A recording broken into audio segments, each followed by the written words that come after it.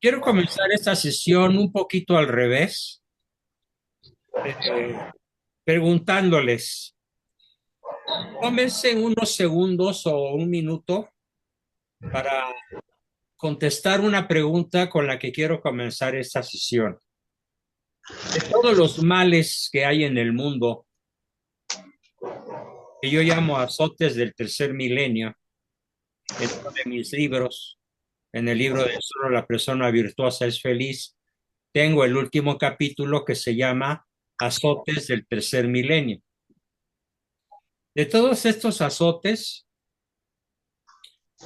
vayan diciendo, conforme yo vaya nombrándolos, vayan diciendo cuál es el que más les preocupa. Procuren no repetir, pero en el último caso, si no encuentran una respuesta particular, súmense a la que anteriormente haya dado alguno de ustedes. Se vale escoger solo una situación catastrófica, una maldad, un azote, un hecho que realmente te duela, te preocupe, te tenga con la atención captada, etcétera. Comenzamos con Alejandro. Adelante, Alejandro. Procuren tener su cámara también encendida. Azotes más terribles de ahorita, pues Escoge uno. ¿Cuál sería? Para ti, ¿cuál sería el que más te afecta o te preocupa? eh, la, este, la maldad y la perversidad y los crímenes que se perpetúan contra los niños desde antes de nacer y posteriormente, y la perversión absoluta.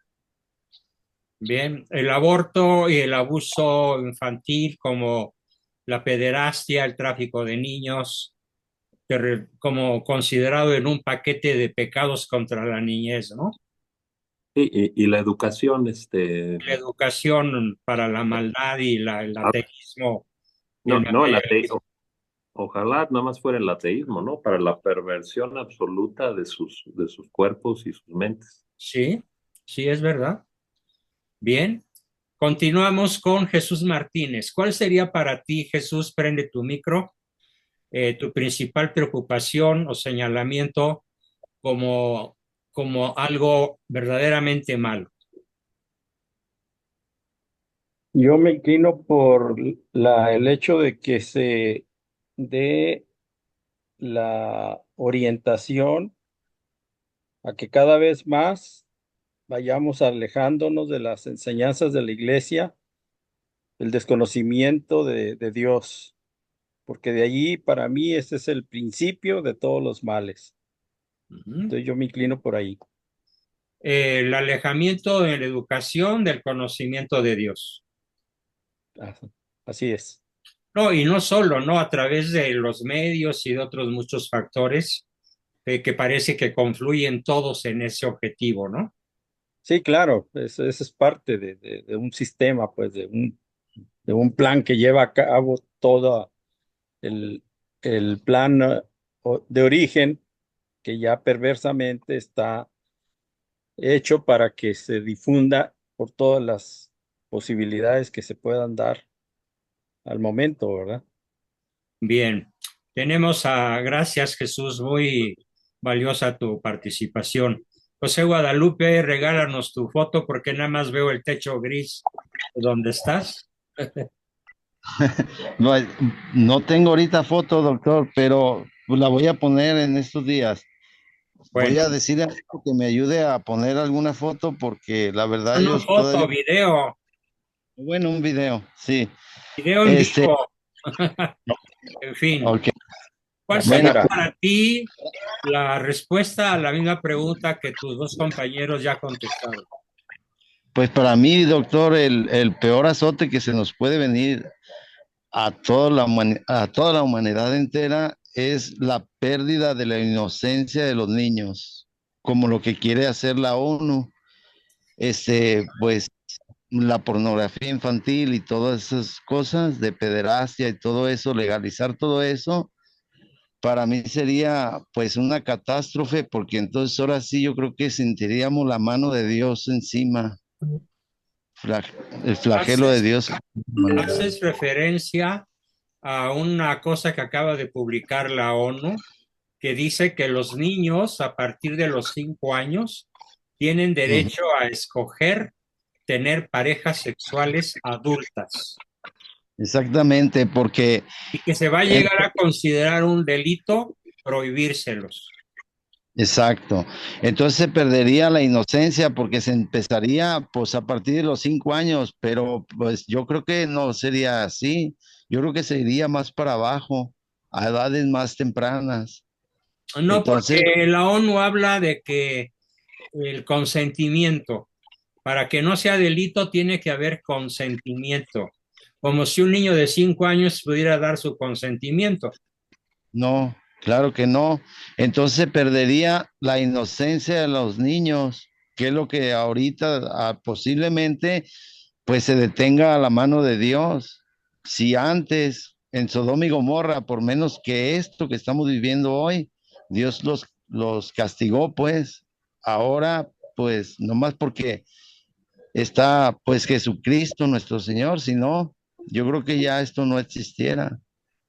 Dijiste bien, pero hay algo mejor todavía. Para mí, quien detiene el brazo de la justicia divina es nuestra Santa Madre del Cielo. Sí, también, No, exactamente. principalmente ella es la que detiene el brazo justiciero de su hijo, Sí, por lo algún creo. motivo que ella entiende, ¿no? Por haber sido plenamente humana, ¿no? Bien, Exacto. gracias, José Guadalupe. Continuamos con el doctor Jorge Ochoa. Algo diferente, Jorge, danos tu imagen si puedes.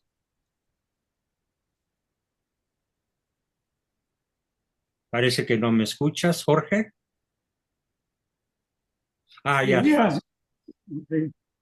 ¿Cuál sería en tu caso la respuesta? bueno, una de las cosas que la educación en México debe de cambiar, porque desde hace mucho somos un pueblo chupacabrero que nos creemos todo lo que nos cuentan. Este, no va la gente a alguna protesta, pero ¿qué tal cuando se presenta la banda del Recodo o algún grupo de ese tipo? Pero si hasta en caos van, ¿Mm? realmente se necesita mucha educación al pueblo. Bien, excelente aportación. Gracias, doctor Jorge. Y Edgar Granillo, regálanos tu imagen.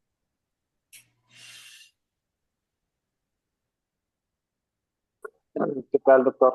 Sí, mire, para mí pues, sería lo principal, toda la agenda de muerte, principalmente el aborto, la El aborto eutanasia, ya lo mencionaron, ¿eh? Pero está bien que lo digas, pero algo más que el aborto, pues el comunismo que está invadiendo el mundo en el general. comunismo. Sí, eso sería para mí los dos, o sea, la agenda de muerte y el comunismo y la pérdida, pues sí, el avance pues, del ateísmo, no sé si le podemos decir ateísmo. Ujú. El comunismo, muy bien. Y Ernesto Cueto, regálanos tu imagen. Nada más veo tu frente. Enfócate mejor, Ernesto.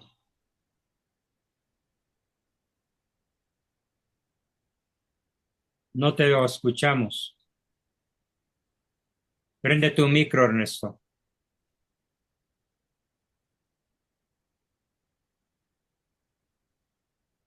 Prende tu micro, Ernesto. No se te escucha.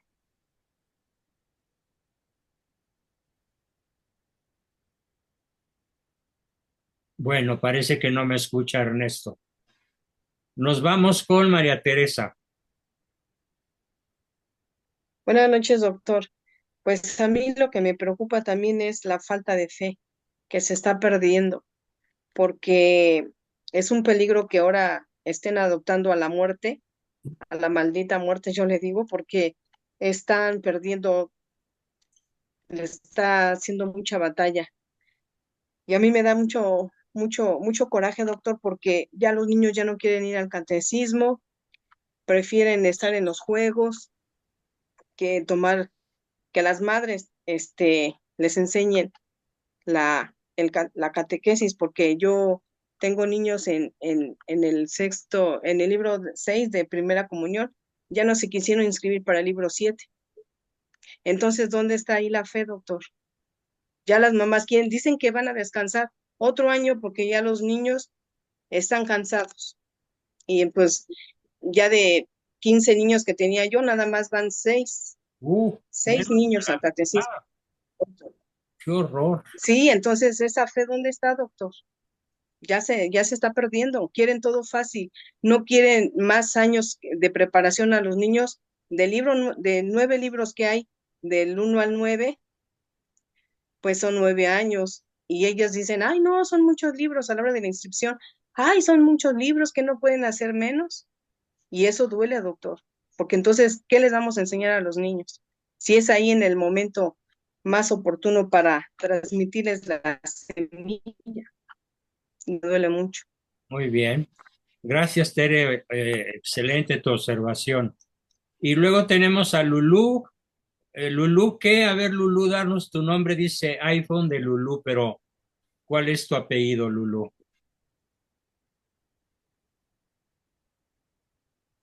Lulú, ¿me escuchas? iPhone de Lulú, 2.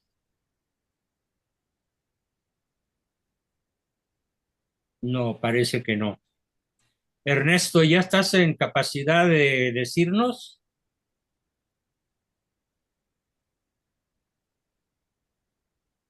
Parece que no. Nos seguimos con Héctor Rosales.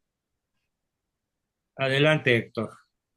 Un mal que aqueja mucho al mundo sería la pobreza y el hambre, pero como condiciones obligadas de un gobierno.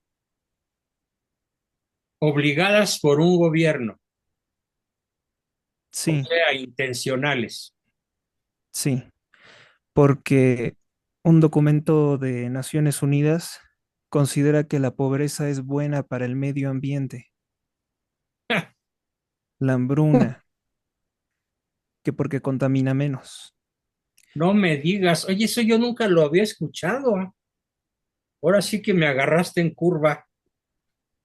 A ver, Sí, sí platícanos un existe. poco de eso. Sí existe, es un documento de los asesores de Naciones Unidas que ahorita ya fue retirado, porque obviamente fue muy polémico, pero si quieren, después les puedo enviar la publicación. Me interesa, por favor, y yo la difundo. Sí, recomiendan la pobreza y de hecho, si se dan cuenta, toda la agenda verde con relación a contraer la oferta de alimentos, pues va a hacer que los alimentos sean más costosos y que los pobres tengan menos acceso a la comida.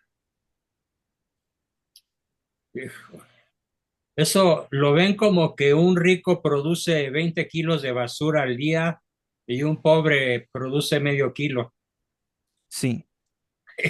Y ahora su criterio, fíjese que también les afecta a ellos, ¿no? Porque los que impulsan principalmente estas políticas son personas con mucho dinero que con sus aviones, que con sus yates contaminan muchísimo. Claro, pues contaminan más que la clase media alta. Y Con sus no se diga que les... fábricas, Claro. sí, por supuesto. Pero qué dato tan interesante nos acabas de regalar, ¿eh? Felicidades. Isaac, ¿qué nos quieres aportar que no se haya dicho?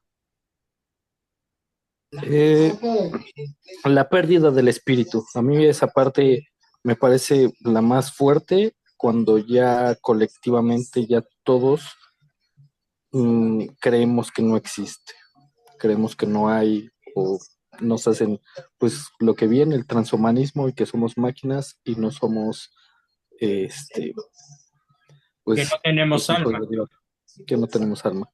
Eso se me hace lo más rudo, lo más fuerte. Excelente, muy bien, pues magnífica aportación.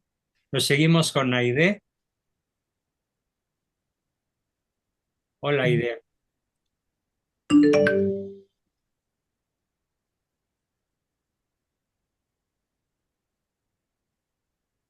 Nada más prende tu micro. No, Ya. ya, ya. Ah, no, no, yo lo que quería preguntar es que es, ¿cómo es posible que se supone que el gobierno está para que haya orden, para que haya alguien que pueda administrar todo lo que se produce? ¿En qué momento se sienten dueños de nuestra vida personal, de la educación de nuestros hijos, de nuestros bienes, en qué momento surge eso? Y la vergüenza, ¿por qué no tienen vergüenza? Si hay un pobre, quiere decir que no es un buen gobierno. ¿Y por qué no tienen esa conciencia de decir, oye, si yo llego a reinar o si yo llego a gobernar, voy a hacer que haya alimento para todos, con bienestar para todos? ¿En qué momento se perdió todo eso? Bueno, ya sabemos que Satanás está atrás y es el padre de la mentira y que no quiere nuestro bien y quiere nuestro mal y está atrás de nuestras almas para destruirlas. Pues Pero, pero esto ¿por qué no? comienza de una manera muy ostensible con la Revolución Francesa a fines del siglo XVIII. Allí ya como que se descara la masonería a partir de esa fecha. ¿Y Tú, por qué porque tú nosotros no preguntas cuándo brincamos? comenzó, Y, en esa década, en ese siglo, 1790 y 89. ¿Pregunta? sí, por qué nos hemos dejado tanto? ¿Por qué el pueblo no dice, oye, no tienes Porque al derecho? mismo tiempo que crearon esa finalidad, crearon la estrategia de dejar a los pueblos sumidos en la ignorancia. Y al estar sumidos en la ignorancia, pues no estudian historia, no estudian metafísica, no estudian a su religión, no estudian su historia, y entonces la ignorancia de la gente permite la introducción de esas políticas suicidas. Bien.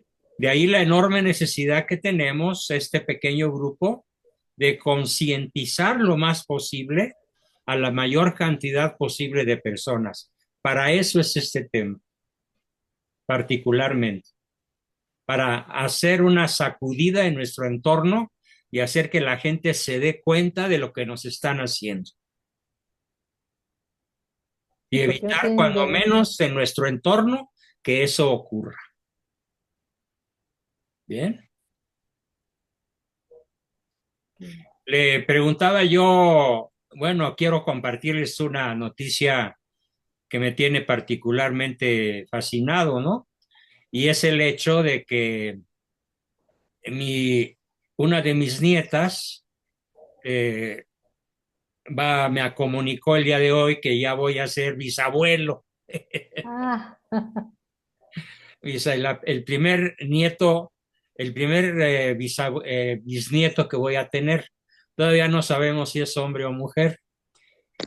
Y preguntando que por qué se había embarazado tan rápido, se casó en marzo, me dijo algo así como que para burlarse de los proyectos antinatales, ¿no? Y viniendo de una chica joven, pues me dio mucho gusto, ¿no? Ujú. Pero Felicidades, muchas doctor. personas piensan de esa forma, ¿no? En fin, tenemos a... felicidades, doctor. gracias, gracias. Edgar, ¿ya puedes participar?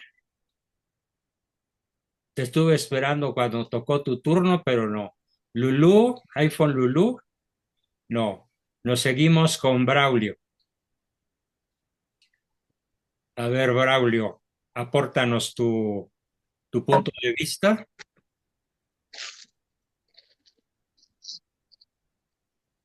Parece que no está, o sí está, pero está en stand-by. Patti, adelante, Patti. ¿Cuál sería tu aportación? Prende tu micro, está apagado. Que nos quiten la fe. Ya lo dijeron, pero bueno, ¿cuál sería tu enfoque?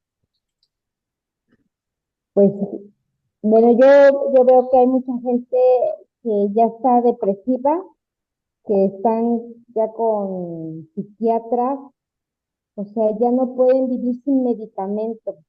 Y yo les digo, es que, pues acérquense a Dios, pídanle a Dios. No, no, es que el psiquiatra me da las medicinas. Entonces yo veo que están perdiendo mucho la fe. Le tienen más fe al psiquiatra que a Dios. Muy buena tu observación. Gracias, formidable, Pati. Víctor Gabriel Llamas, prende tu micro.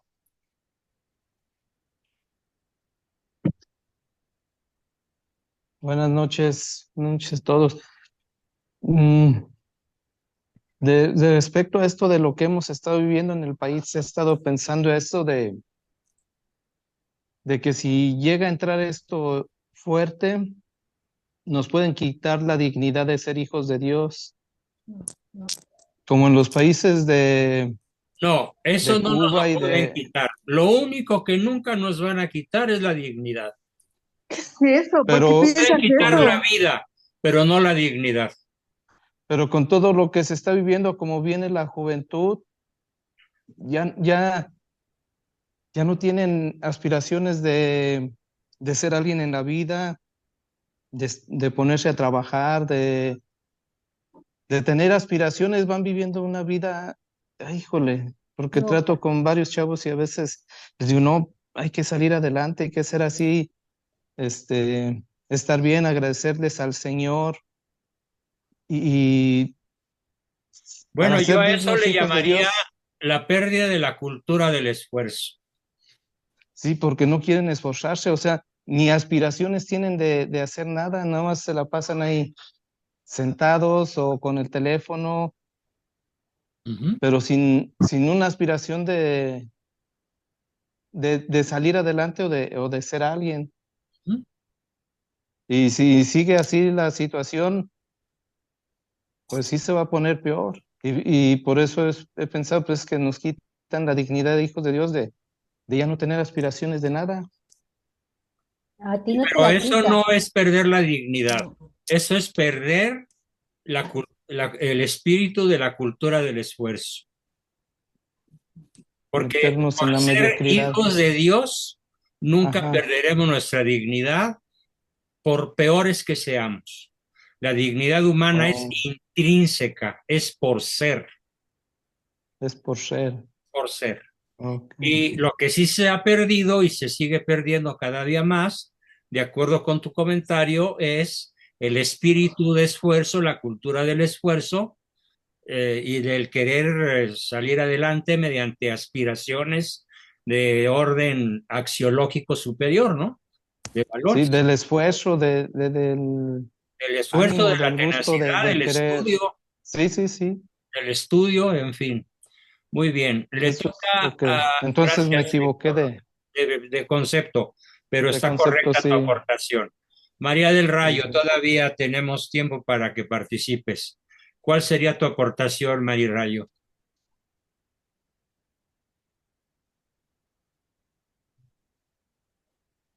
Pues Prende tu a mí imagen.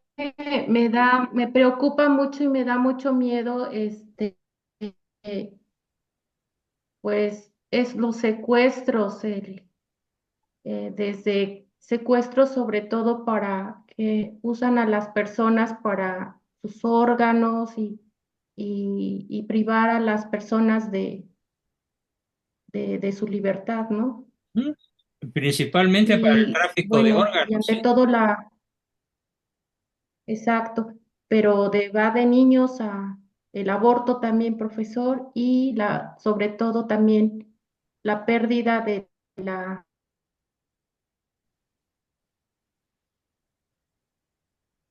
en Dios. En la fe en Dios. Bien, un concepto nuevo y varios repetidos. Muy bien, María Rayo. María Elena Suárez, todavía hay tiempo de que aportes. Prende tu micro si nos oyes. Sí. Sí, buenas noches, Hola. doctor. Una de las cosas que a mí me dan mucha tristeza es todo lo relacionado a la nueva era y Bien. toda su ideología.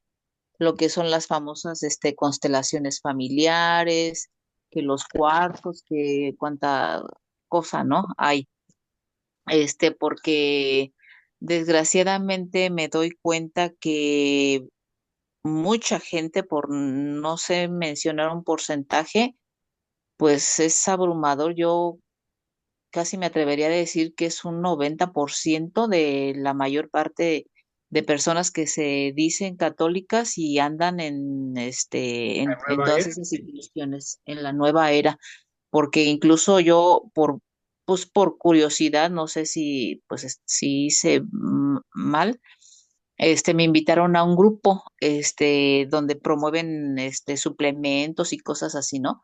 Pero en cuanto yo ingresé y todo eso y empezaron a hablar y que uno se puede sanar a uno mismo, o sea, no hace ninguna mención a Dios. O sea, la palabra de Dios no existe en sus conversaciones de ellos y he escuchado, porque es un Zoom, una que otra ocasión por ahí me meto, pero nada más como pues como para darme cuenta, ¿no?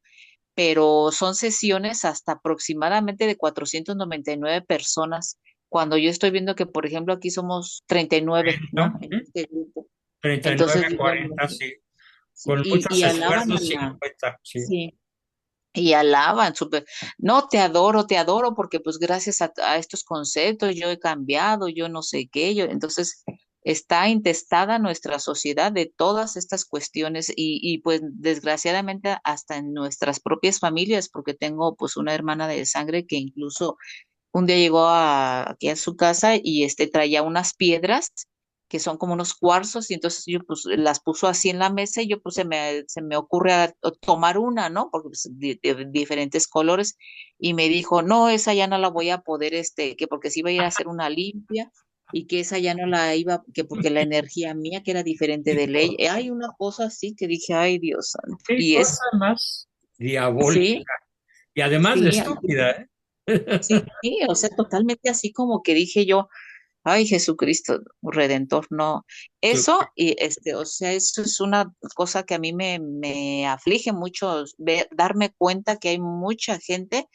Estoy en un grupo del Santo Rosario y escasamente tres, cinco señoras ahí porque ya nadie quiere rezar el Santo Rosario. Bueno, eso, otra cosa es, A ver, espérate, ya con esa que dijiste, para ah, que otros puedan participar.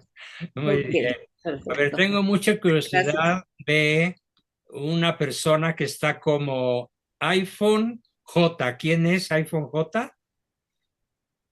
Que se identifique y participe si puede. Ifoneg.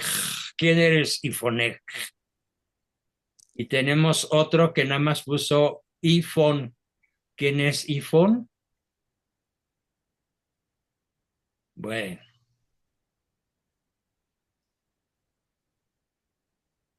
a ver, me gustaría conocer. ¿Sí escuchaste la pregunta, tocayo? Sí, sí, la escuché. ¿Cuál sería tu aportación? ¿Qué sería lo que más te preocupa, te duele, te indigna? Ya has estado escuchando diversas participaciones. ¿Cuál sería tu aportación? Bueno, sí, eso que comentan que hoy pues me he dado cuenta y tengo muchos pacientes jóvenes pues que precisamente quieren todo muy rápido, quieren todo de manera inmediata y eso pues es aunado precisamente hoy a todo lo que son las redes sociales, los medios de comunicación. Se dice que en los últimos 50 años ha habido más cambios que en los últimos 500, Ujú. precisamente por todo este tipo de cosas, donde ya no tenemos pues esa tolerancia a la frustración, donde no estamos educados en la cultura del esfuerzo, ¿no? Entonces, pues eso sería como lo que más he visto yo, pues, con mis pacientes y en mi entorno. Quererlo peladitas y a la boca y rápido. Así es, y rápido, porque si tú te fijas, quieres algo que se te antoja, simplemente tomas el teléfono, oprimes un botón y en media hora llega tal cual lo que quieres. Y antes, cuando tú querías algo, una comida muy elaborada, ¿cuánto tiempo te tenías que esperar, no? Pedirla, irla a comprar, prepararla. Imagínate un mole como antes se preparaba, ¿no? Y ahora pues es todo muy rápido, ¿no? Quiero un carro que venga por mí en 15 minutos, 5, 10, llega por ti y te lleva donde quieres. Pues toda una serie de cosas, ¿no? Donde no vivimos en una cultura donde no estamos trabajando precisamente esa paciencia o esa virtud de la fortaleza ni de la templanza, principalmente. Muy bien, excelente. Y Luis Felipe González, OP, el padre Luis Felipe, ¿cuál sería su aportación, padre? Luis Felipe, qué gusto que estés con nosotros. Regálanos tu imagen. Soy laico, maestro. Ah, es que aquí dice OP. Sí, porque soy laico dominico. Ah, mira, ya. Bueno, Luis Felipe, Dominico, qué nos platicas? ¿Cuál sería tu aportación en el sentido que le ha dado el grupo? Bueno, el atentado a la vida de uno es un miedo que tengo porque debido a que pienso diferente que a la mayoría entre comillas, desde luego, que está educando este gobierno, ya que nosotros defendemos la verdad, pero sin embargo el gobierno de la mentira quiere hacer de la mentira la verdad. Entonces, ese miedo tengo de que termine la verdad de las personas que hablamos con la verdad, como usted. Y el atentado a la vida, desde luego. El atentado a la vida de uno que va uno a luchar, pues que nos estamos preparando para defender la verdad, los principios, los valores y desde luego nuestra fe. Dar la vida incluso si es necesario para defender nuestra fe. Bien, Luis Felipe. Y Andrea Medina, ¿cuál sería tu aportación, Andreita? Buenas noches, profesor. Bueno, Háganos tu imagen, si puedes. a ver, es que estoy con la batería baja, creo que se me No te va. preocupes, mejor participa. Bueno, yo coincido con el aborto y también con todas las ideologías modernistas. Ujú. En general, las ideologías modernistas son lo que más te angustiarían. Sí, porque se infiltran en todos lados, ¿no? Así poquito a poco en la educación, incluso como mencionaban, ¿no? En la iglesia, porque como uno no sabe, desconoce, y uno que se dice católico, bueno, ahí va practicando yoga, ahí va practicando constelaciones familiares, o sea, y la falta de educación, ¿no? La falta de educación incluso propia, ¿no? Querer mejorar nosotros mismos, cultivarnos, eso no se ve ya, ¿no? La gente no quiere leer, no quiere esforzarse, es una educación mediocre, todo es mediocre, ¿no? Muy bien. Y antes de yo hacer mi propia aportación o aportaciones, me gustaría escuchar todavía a Damaris. Damaris Vidal, ¿qué nos platicas? ¿Cuál sería tu aportación, Damaris? Hola, doctor, buenas noches. Buenas, Mm, buenas. pues es que, vaya, lo más preocupante es la destrucción de la familia. Ándale. Ahí está el corazón, creo yo, de todos los males. Desvinculando a la familia, teniendo a los papás ocupados en el trabajo, trabajo, trabajo, trabajo, trabajo, los niños desatendidos, los educa prácticamente o la televisión o el celular, o los niños realmente están muy solitos y entonces, pues ahí es muy fácil que se infiltren ideologías, malas amistades, etcétera, ¿no? Entonces, yo lo veo en los niños, a los niños a los que les doy catecismo. Y sí, o sea, se ven, pues todavía hay papás que sí están como algunos comprometidos, pero con mucho trabajo. Entonces, está súper complicado, pero yo creo que es la destrucción de la familia. Bien, Damaris, muchas gracias. Muchas gracias. Bueno, pues ahora yo les voy a dar mi punto de vista sobre una ultra mini síntesis del último capítulo de mi libro de Solo la persona virtuosa es feliz. en donde tengo una lista que se llama Azotes del Tercer Milenio. Vamos a ver, ¿por qué Dios permite todo lo que ustedes han dicho y lo que yo voy a decir? No en orden de importancia, sino tal como hice el resumen.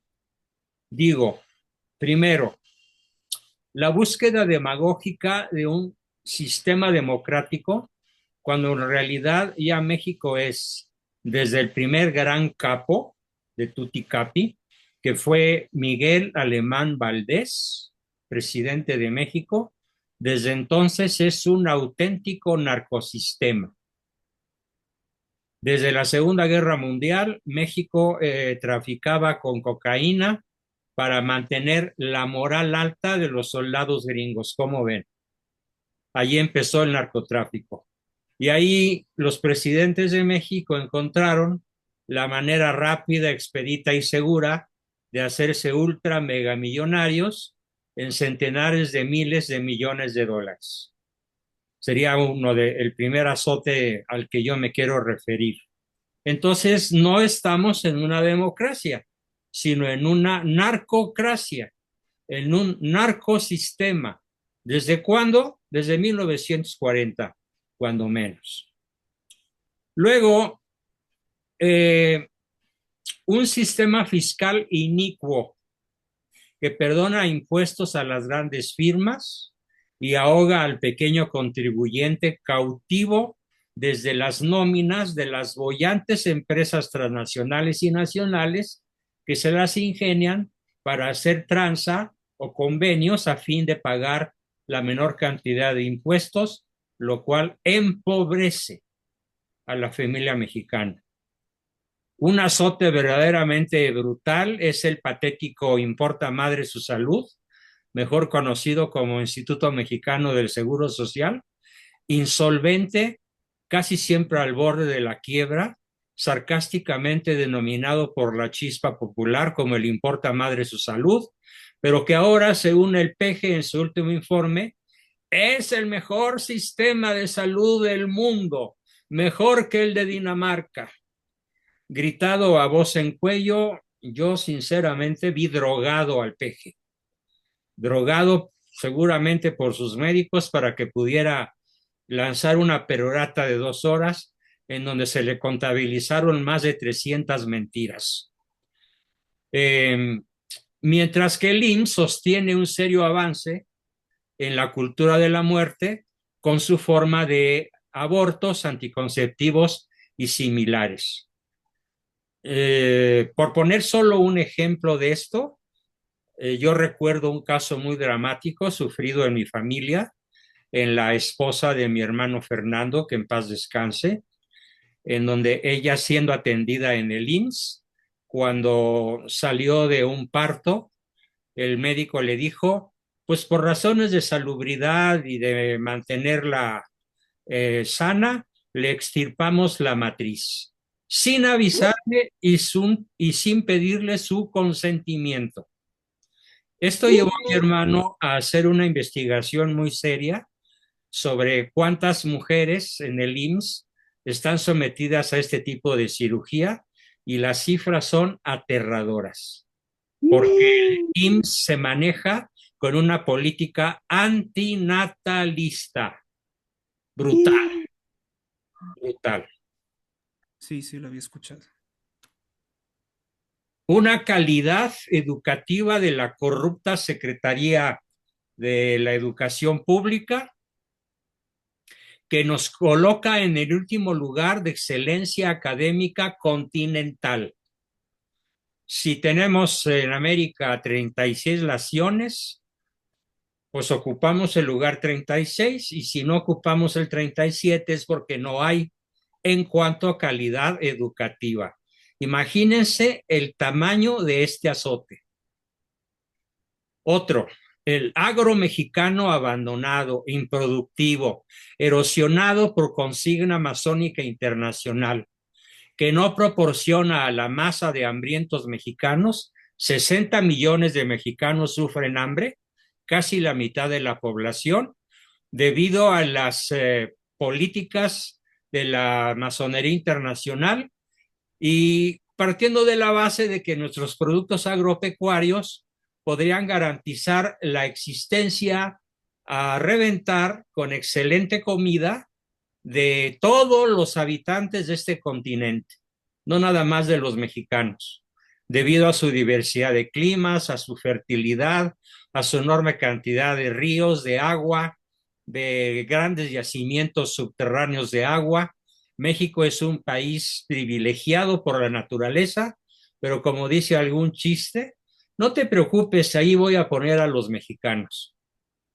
Entonces, un explosivo e incontenible proceso acelerado de empobrecimiento de las masas de la población, un empobrecimiento extremo de las masas de población y de la paulatina pero segura extinción de la clase media.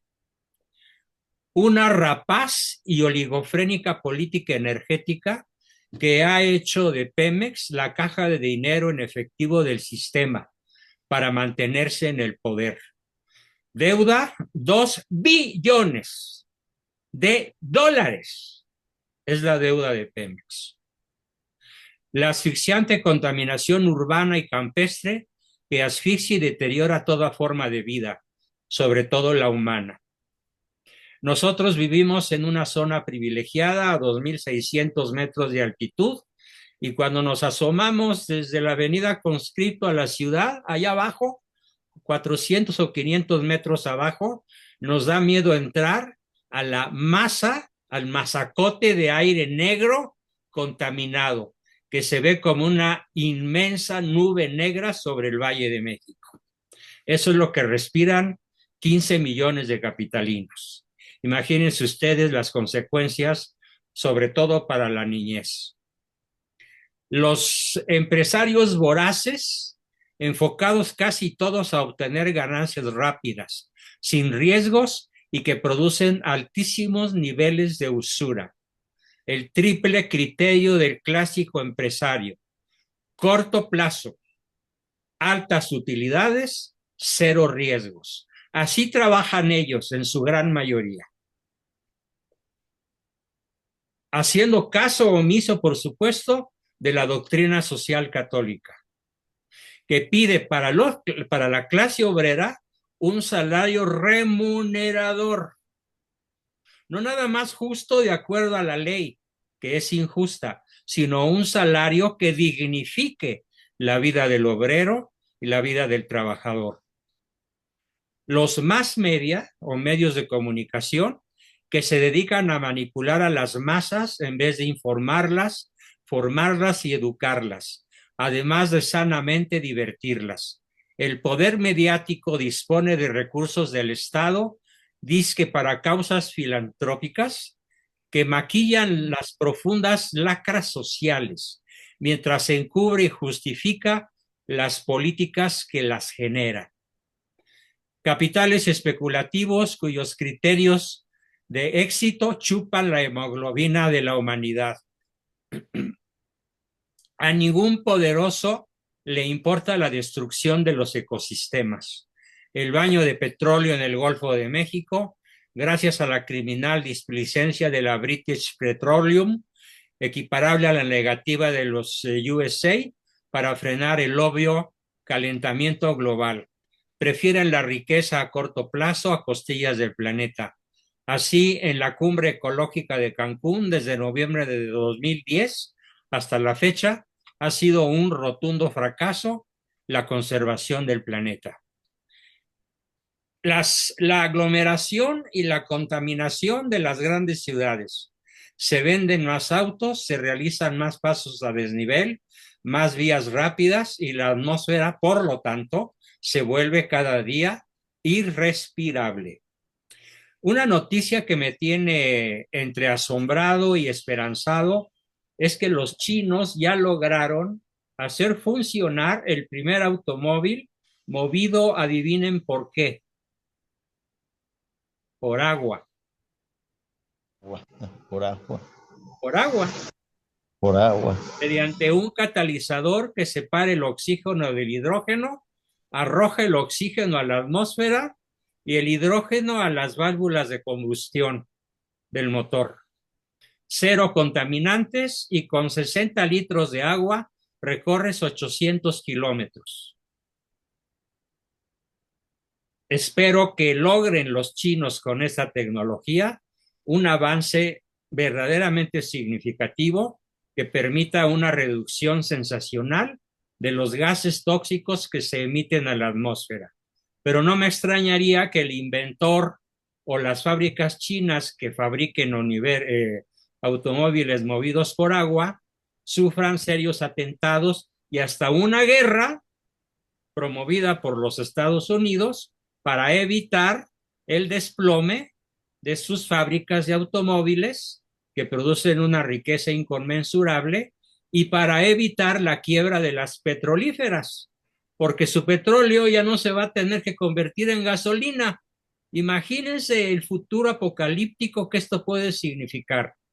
China contra el resto del mundo por la instalación en todo el planeta, como quieren los chinos, de su máximo invento, el automóvil movido por agua, que puede ir a más velocidad que un automóvil movido por gasolina.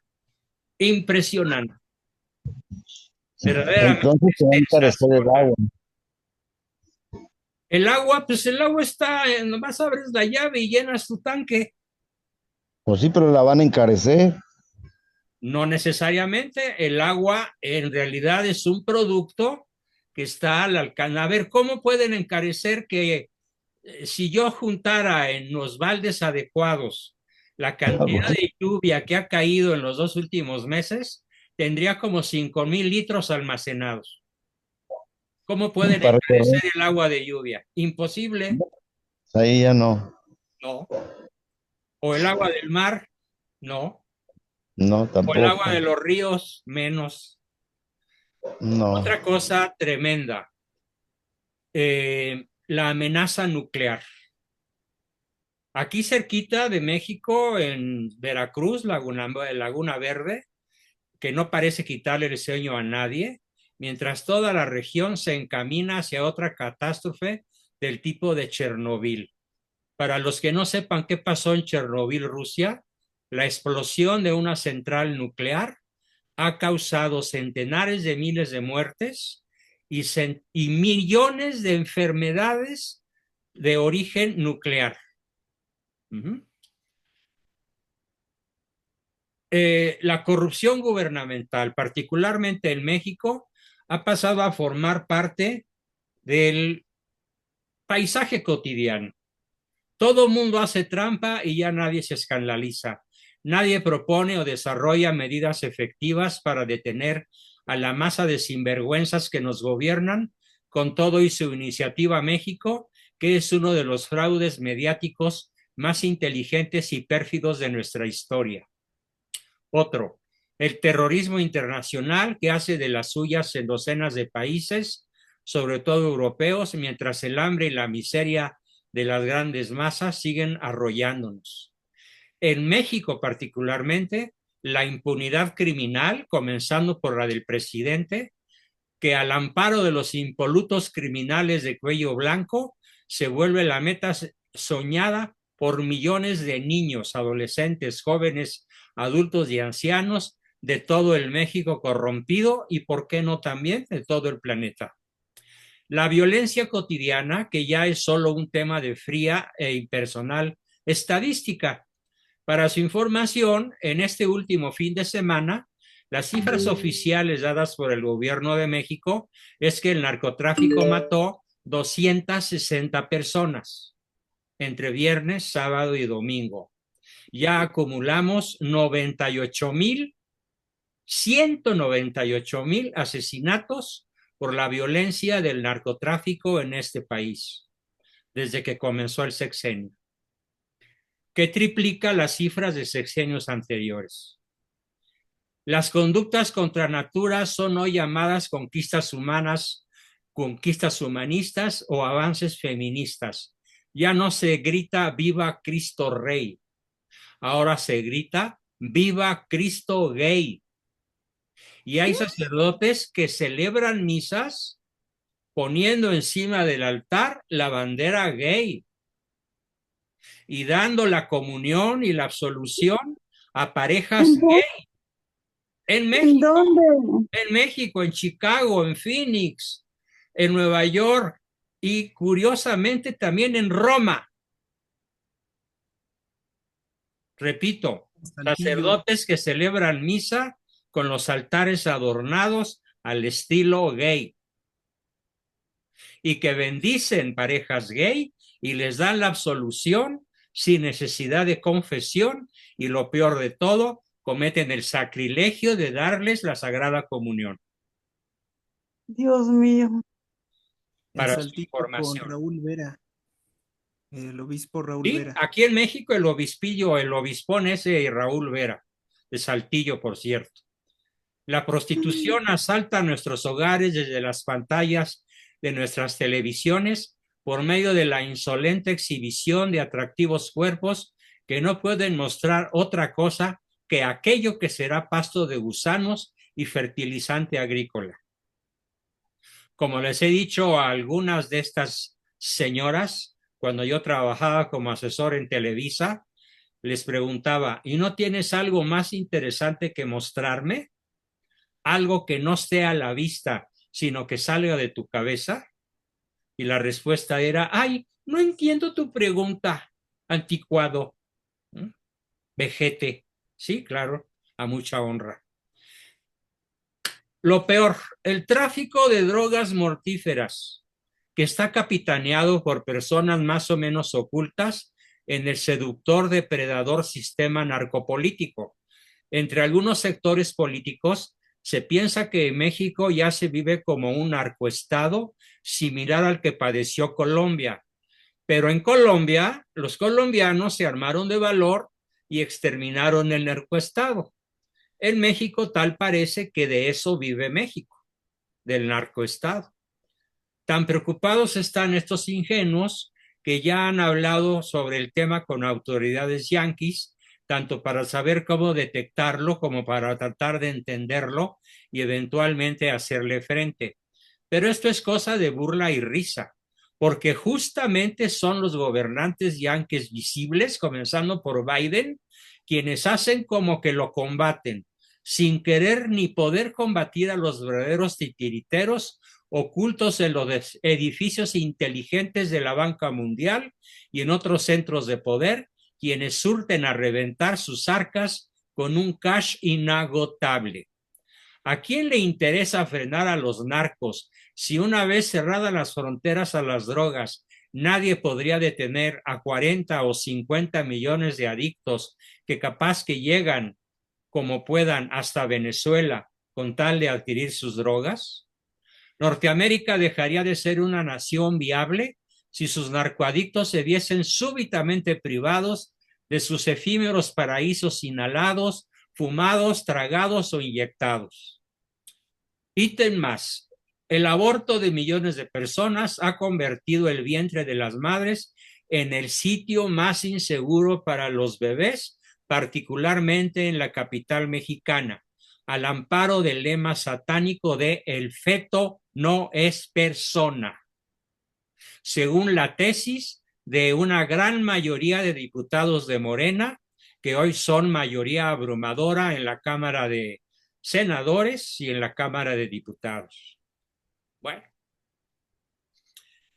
las muertas de Juárez, las estrellas para el cine snuff, para su información. ¿Qué es el cine snuff? S-N-U-F.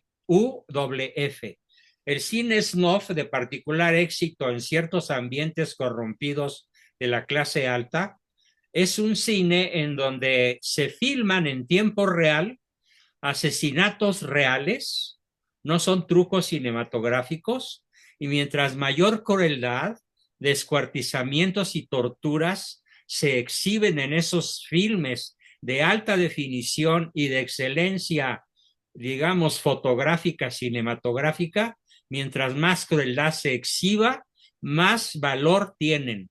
Una sola película snuff puede llegar a costar $50 millones en Los Ángeles si se demuestra que fue filmada la crueldad, el asesinato, la tortura y el descuartizamiento en tiempo real. Imagínense lo que significa esto, por favor. La cultura de la muerte que se impone en el ánimo de casi todos los habitantes de varias ciudades mártires. 3/4 partes de las parejas terminan divorciadas como resultado de la pérdida traumática de algún pariente cercano a manos de los sicarios. Por cada muerte violenta, hay 300 personas afectadas, que se alteran también las vidas de las personas de los ambientes donde el difunto se movía. Si ya son 198,000 los muertos en tan solo 6 años, cada uno afectó a 300 y por lo tanto nuestra nación completa está hoy en día dramáticamente enferma. Bien, y otras adicciones más graves, adicción a las armas, adicción a la violencia, adicción a las drogas farmacológicas, adicción a las compras, a los alimentos chatarras, a las bebidas alcohólicas, al cigarro, a las relaciones peligrosas, a los deportes extremos, adicción al sexo sin amor o antinatural, adicción a la televisión, adicción declarada recientemente como problema de salud pública en varios países.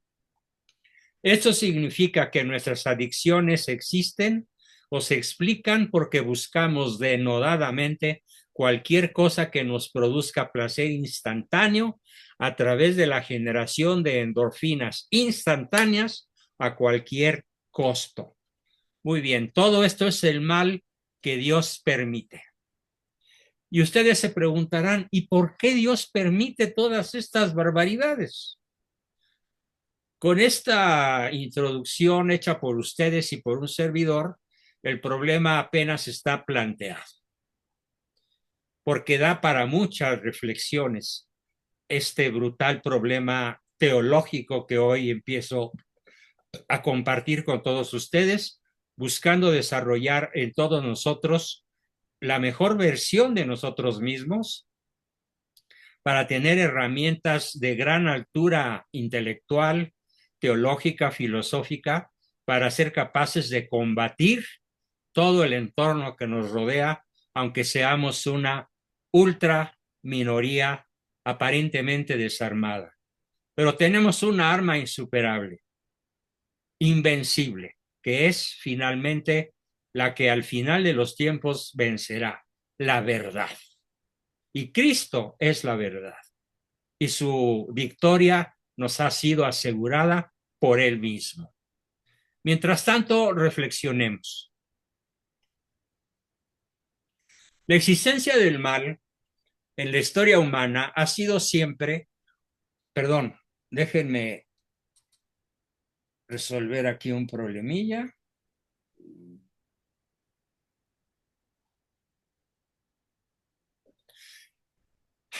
La existencia del mal en la historia humana ha sido siempre una de las causas de crisis en nuestra convivencia y de nuestra manera de relacionarnos con nuestro entorno natural. Muchas interpretaciones han surgido en busca de una respuesta más o menos consensuada acerca de cuál es la causa del mal y cuál debe ser nuestro comportamiento ante la realidad del mal, buscando la mejor respuesta de la mejor versión de nosotros mismos. El mal, ¿es algo que Dios permite? El mal, ¿tenemos nosotros responsabilidad moral frente al mal que hoy hemos descrito, tanto ustedes como yo? ¿Es el mal una realidad determinada por el destino o por una fuerza sobrenatural que nosotros no podemos controlar o cambiar? ¿O es una realidad cotidiana que sí podemos dominar y cambiar en la medida en la cual aprendamos a ser virtuosos? Estas y otras preguntas se levantan en nuestra mente cuando se trata de lidiar con este tema. Muy complejo, muy hondo, muy profundo, pero que yo espero que contribuya en gran medida a lograr en nosotros ese lema tan repetido por su servidor de lograr la mejor versión lograr ser la mejor versión posible de nosotros mismos. El abordaje de este asunto no deja de tener sus grandes complejidades, en tanto nos cruzamos en el camino con varias vertientes interpretativas que buscan un soporte metafísico y teológico para explicar el mal y formular respuestas que no dejarán de ser, en algunos casos, provisionales, aunque buscaremos, desde luego, respuestas definitivas, imperecederas y verdaderamente sólidas e imbatibles. Veamos primero, en lo poco que nos queda de esta sesión, el mal como un problema brutalmente real, tan real que ha quedado expresado en cada uno de los azotes que casi todos ustedes han propuesto.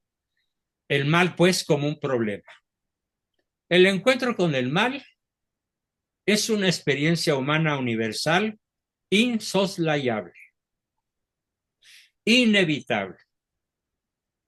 Desde muy antiguamente se ha buscado dilucidar el tema. Es más, desde antes de Cristo, ya el filósofo Epicuro, en los años 341 a 271 antes de Cristo, fue el primer escritor que expresó el problema del mal en forma de un dilema. Epicuro escribió: o Dios quiere quitar el mal del mundo, pero no puede. O puede, pero no quiere quitarlo. O no puede ni quiere. O puede y quiere. Y si quiere y no puede, es impotente. Y si puede y no quiere, no nos ama. Si no quiere ni puede, no es el Dios bueno. Y además es impotente. Y si puede y quiere, y esto es lo único que como Dios le cuadra, ¿de dónde viene entonces el mal real y por qué no lo elimina? Parece esto un trabalenguas. Tan complejo es que lo voy a repetir. Dice Epicuro, que no era cristiano, que era pagano, pero que creía en Dios. Dice: o Dios quiere quitar el mal del mundo, pero no puede. O puede, pero no quiere quitar. O no puede ni quiere. O puede y quiere. Y si quiere y no puede, Dios es impotente.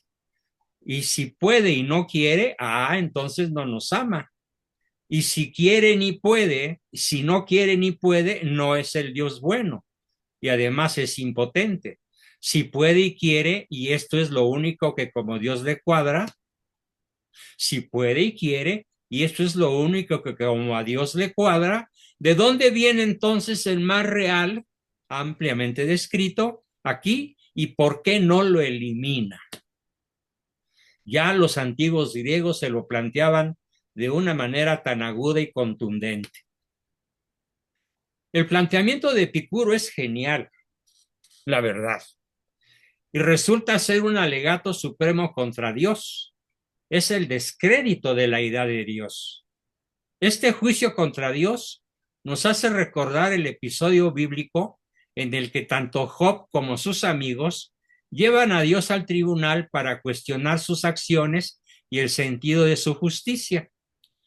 La teología de Job y su argumento pone en evidencia el escepticismo imperante. El mal es la piedra dura del ateísmo.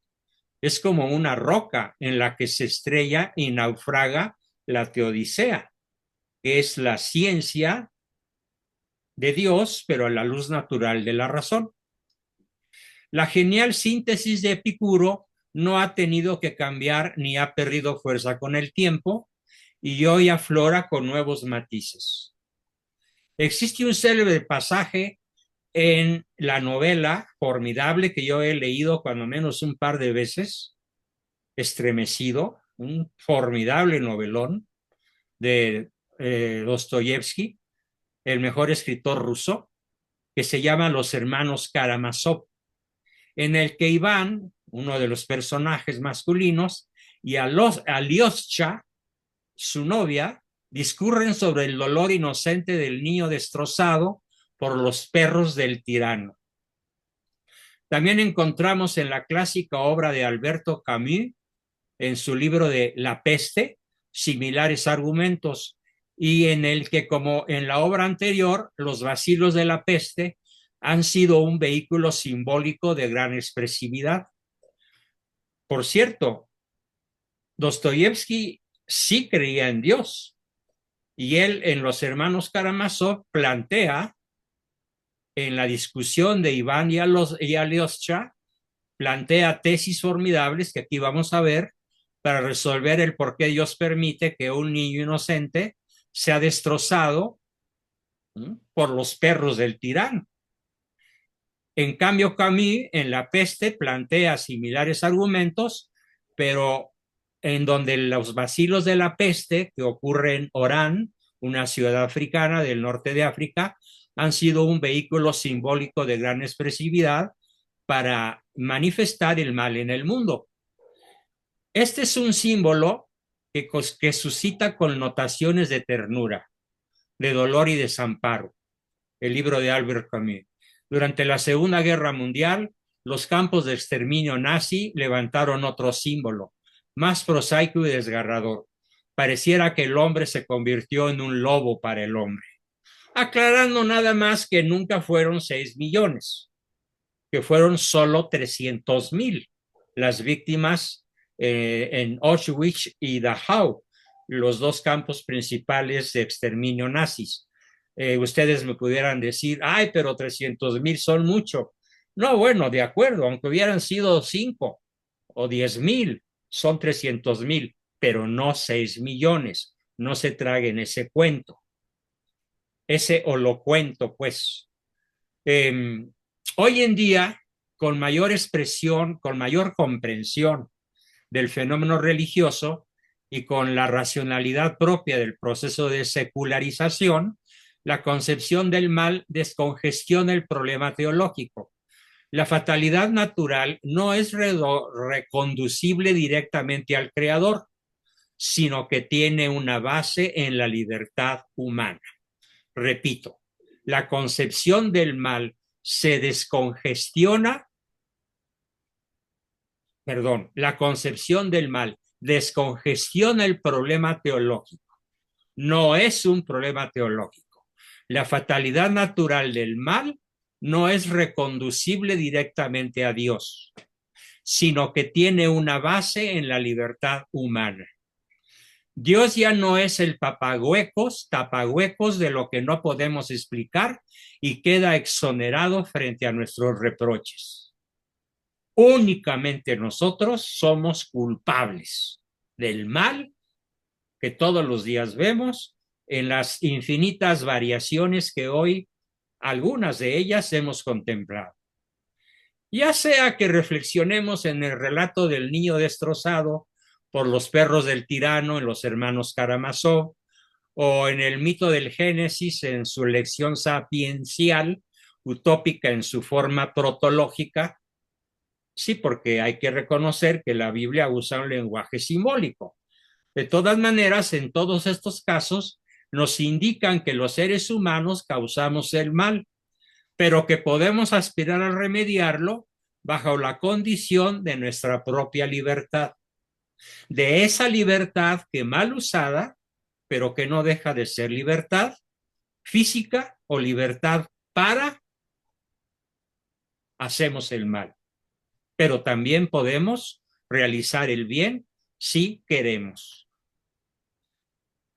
El concepto mismo del mal presenta dificultades, porque por una parte no es unívoco y por la otra es indefinible debido a una dimensión que llega a ser inabarcable. Tradicionalmente se ha definido el mal de una manera clásica, como mal moral, mal físico, mal social.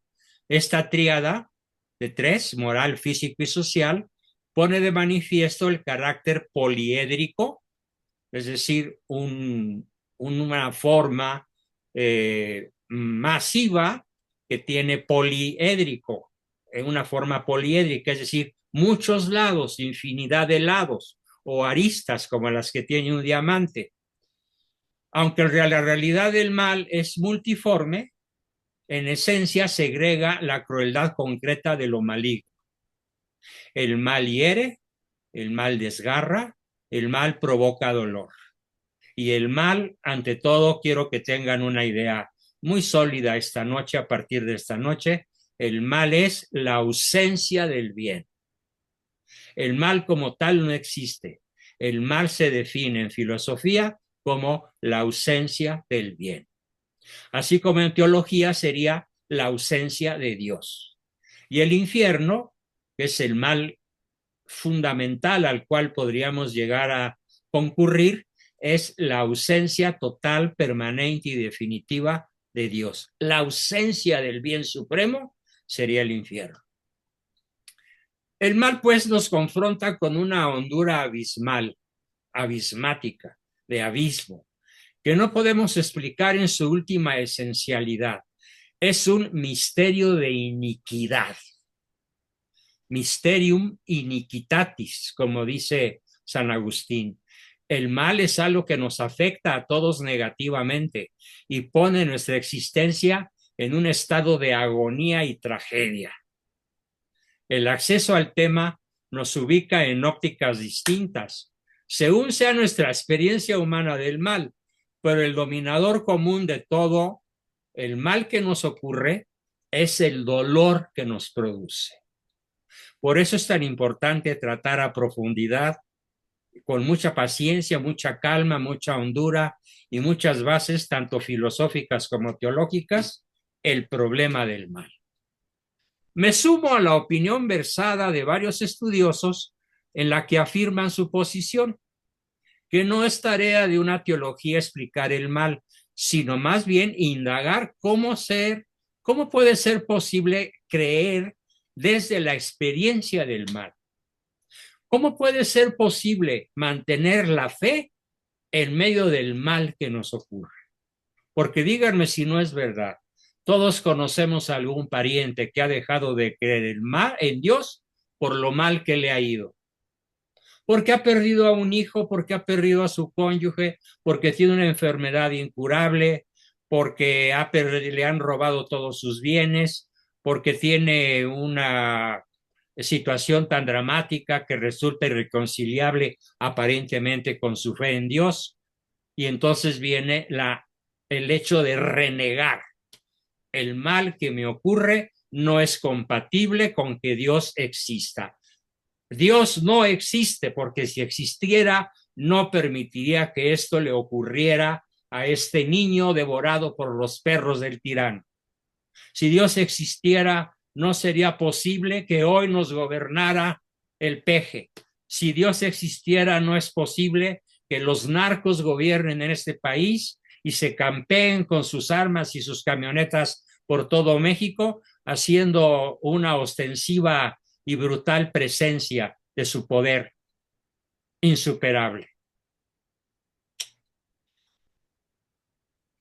Así que una cosa es explicar el mal y otra cosa muy distinta es conciliar la fe en Dios con el dolor que el mal nos produce.